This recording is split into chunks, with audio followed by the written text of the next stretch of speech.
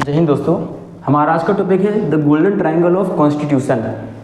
ये होता क्या है, इसके अंतर्गत कौन कौन से अधिकार आते हैं, इसका प्रोसीजर क्या होता है, आज इसके बारे में हम डिटेल में चर्चा करेंगे।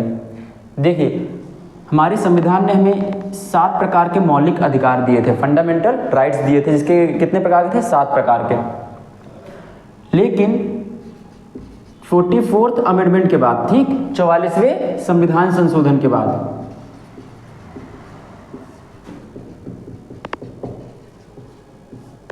44वें संविधान संशोधन के बाद क्या हो गया, जो आर्टिकल 19 के क्लॉज 1 के सब क्लॉज एफ में एक अधिकार आता था, जिसको हम बोलते थे संपत्ति का अधिकार। कौन सा अधिकार? संपत्ति का अधिकार।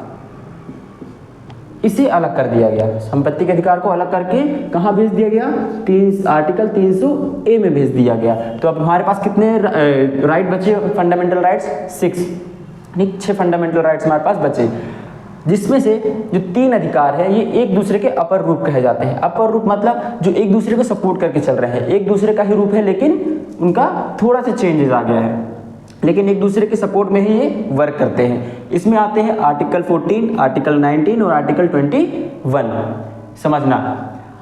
अनुच्छेद 14 क्या कहता है? समानता का अधिकार। आप किसी भी व्यक्ति से जाति, धर्म, लिंग या जन्म के आधार पर उससे भेदभाव नहीं कर सकते हो। ये कौन कहता है? समानता का अधिकार। ठीक है।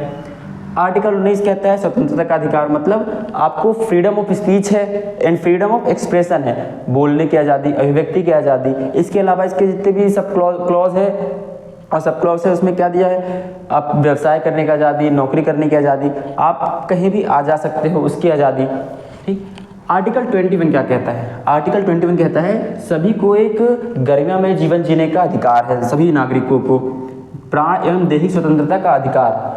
तो बात यहाँ पे फंसती है कि अगर कोई ऐसा प्रोसीजर है जो किसी व्यक्ति के प्राण एवं दैहिक स्वतंत्रता के अधिकार से उसे वंचित करता है, कोई ऐसा प्रोसीजर जो व्यक्ति के इस अधिकार को उससे वंचित कर दे, तो वो प्रोसीजर एक फेयर होना चाहिए और रीजनेबल होना चाहिए। ठीक। और फेयर रीजनेबल के अलावा एक विधि, जिसको बोलते हैं ना, विधि द्वारा स्थापित, स्टेब्लिश बाय लॉ, वो ये जो प्रोसीजर हो रहा है जिससे व्यक्ति को वंचित किया जा रहा है इस अधिकार से, वो स्टेब्लिश बाय लॉ होना चाहिए। ऐसे नहीं कि आप किसी भी सत्ता के नाम पे या कोई भी प्रोसीजर के नाम पे व्यक्ति को उसके इस अधिकार से वंचित कर दें, उसको जबरदस्ती पकड़ के जेल में डाल दें। आप ऐसा नहीं कर सकते।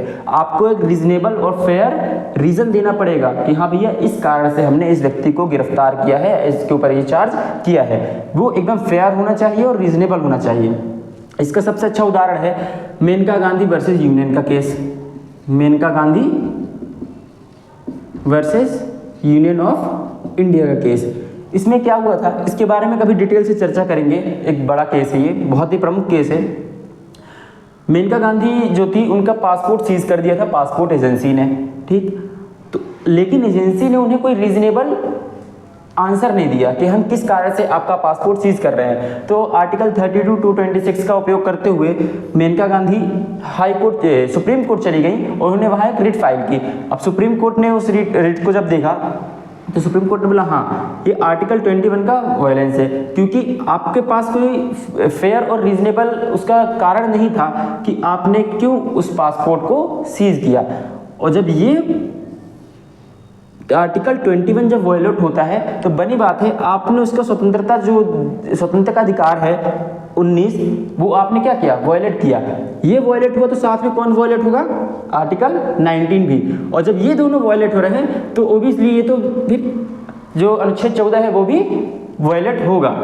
तो इस प्रकार से अगर कोई भी प्रोसीजर है, अगर वो रन हो रहा है या कोई प्रोसीजर जो है अप्लाई किया जा रहा है, वो इन तीनों कसौटियों पे खरा उतरना चाहिए। अगर वो जो भी प्रोसीजर है, अगर इन तीनों में से किसी एक का भी वायलेंस करेगा तो वो ऑटोमेटिकली बाकी 2 का भी वायलेशन माना जाएगा। इसीलिए जो ये आर्टिकल 14, 19 और 21 है, इसे the golden triangle of constitution कहा जाता है।